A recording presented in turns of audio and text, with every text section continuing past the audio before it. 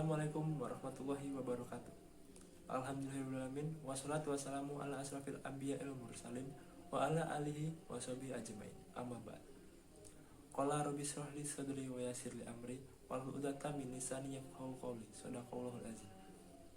Pertama-tama dan yang paling utama, marilah kita panjatkan puja dan puji syukur kehadirat Allah Subhanahu wa taala yang telah memberikan kita nikmat.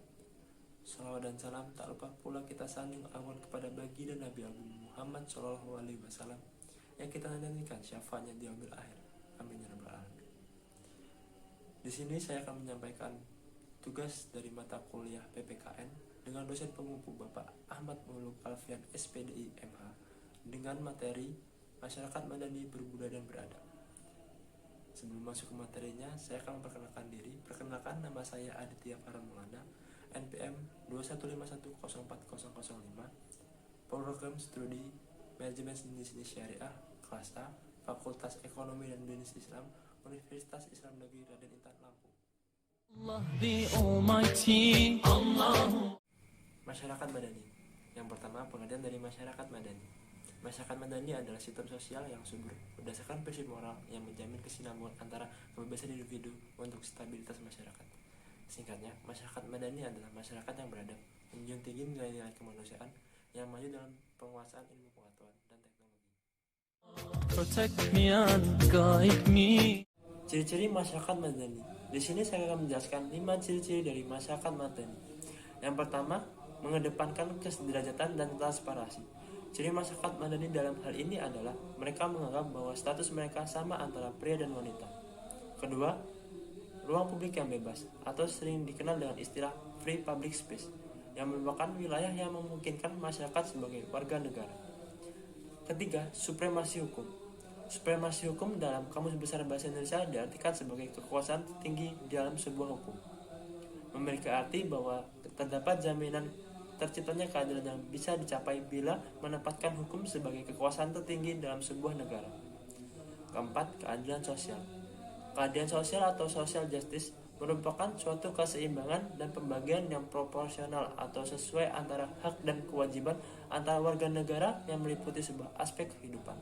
Dan yang terakhir, partisipasi sosial.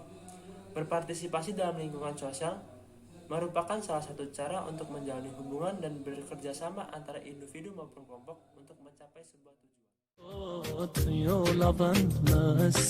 Karakteristik masyarakat madani. Selain memiliki ciri khas, masyarakat madani juga memiliki karakteristik sendiri yang berbeda dengan masyarakat pada umumnya. Berikut adalah beberapa karakteristik dari masyarakat madani. Pertama, integrasi antara individu dan kelompok terjalin secara eksklusif ke dalam masyarakat dengan melalui aliansi sosial dan juga kontrak sosial. 2. Kekuasaan yang di dalam masyarakat madani bersifat menyebar. 3. Adanya program pembangunan yang didominasi oleh negara atau pihak pemerintah dan juga masyarakat itu sendiri. 4. Dilengkapi dengan akses hubungan antara kepentingan individu dan juga negara. 5. Terciptanya loyalitas antara kesetiaan serta kepercayaan. 6. Terdapat pembebasan masyarakat melalui kegiatan-kegiatan dari lembaga sosial dengan berbagai macam perspektif. 7. Memiliki kepercayaan dan keimanan kepada Tuhan. 8. Hidup damai tentram. 9. Saling tolong-menolong. 10. Terciptanya keseimbangan antara hak serta kewajiban. 11. Memiliki peradaban yang tinggi. 12. Memiliki akhlak yang mulia. Ya Allah, don't deprive me. Setelah membahas karakteristik dari masyarakat madani, sekarang saya akan membahas tentang masyarakat madani dalam sejarah. Berbagai upaya dilakukan dalam mewujudkan masyarakat madani, baik yang berjangka pendek maupun jangka panjang. Raharjo 1997 menyatakan bahwa istilah civil society sudah ada sejak sebelum Masehi. Orang yang pertama kali mencetuskan istilah civil society adalah Cicero 106 sampai dengan 43 sebelum Masehi sebagai orator Yunani kuno. Civil society merupakan istilah suatu komunitas politik yang beradab seperti yang dicontohkan oleh masyarakat kota yang memiliki kota hukum sendiri. From beholding your beauty. Masyarakat madani dalam Islam.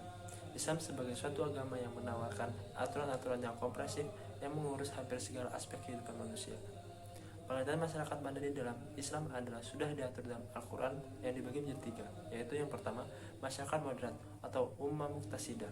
Yang kedua, masyarakat terbaik atau khairu ummah yang dijelaskan dalam Quran surat Ali Imran. Dan yang terakhir, masyarakat yang seimbang atau ummatun wasatun.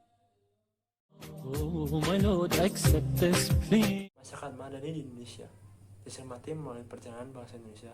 Secara historis, perwujudan masyarakat madani di Indonesia sebenarnya sudah mulai dicita-citakan semenjak terjadinya perubahan sosial ekonomi pada masa kolonial, terutama ketika kapitalisme mulai diperuntukkan oleh Belanda.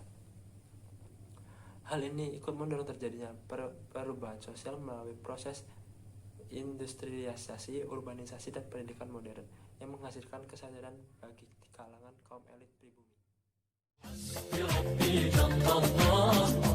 Peranan umat Islam dalam mewujudkan masyarakat madani. Dalam menghadapi perkembangan dan perubahan zaman, maka umat Islam harus berperan aktif dalam mewujudkan masyarakat madani. Kamu adalah umat yang terbaik yang dilahirkan untuk manusia, menyeru kepada ma'ruf dan mencegah dari yang mungkar, dan beriman kepada Allah. Sekiranya ahli kitab beriman, tentulah itu lebih baik bagi mereka. Di antara mereka ada yang beriman dan kebanyakan mereka adalah orang-orang yang fasik. Quran Surat Ali Imran 110. Oleh karena itu, maka umat Islam harus mewujudkan percaya dalam mewujudkan masyarakat madani, yaitu antara lain melakukan pembenahan ke dalam tubuh umat manusia, menciptakan keadilan sosial dan demokrasi, mewujudkan kota sosial politik yang demokrasi, dan sistem ekonomi yang adil sebagai pembangun masyarakat melalui upaya menggunakan pendapat dan pendidikan rakyat. Oh Allah the Almighty. Sistem ekonomi Islam dan kesejahteraan umat. Kesejahteraan umat menurut sebagian masyarakat selalu dikaitkan dengan konsep kualitas hidup. Konsep kualitas hidup merupakan gambaran tentang kehidupan yang baik. Kesejahteraan pun menjadi bagian penting bagi suatu negara. Kesejahteraan dalam ekonomi Islam bertujuan mencapai kesejahteraan manusia secara menyeluruh, yaitu kesejahteraan material, spiritual, dan moral. Bukan saja berdasarkan manifestasi nilai ekonomi, tetapi juga ada nilai spiritual dan moral.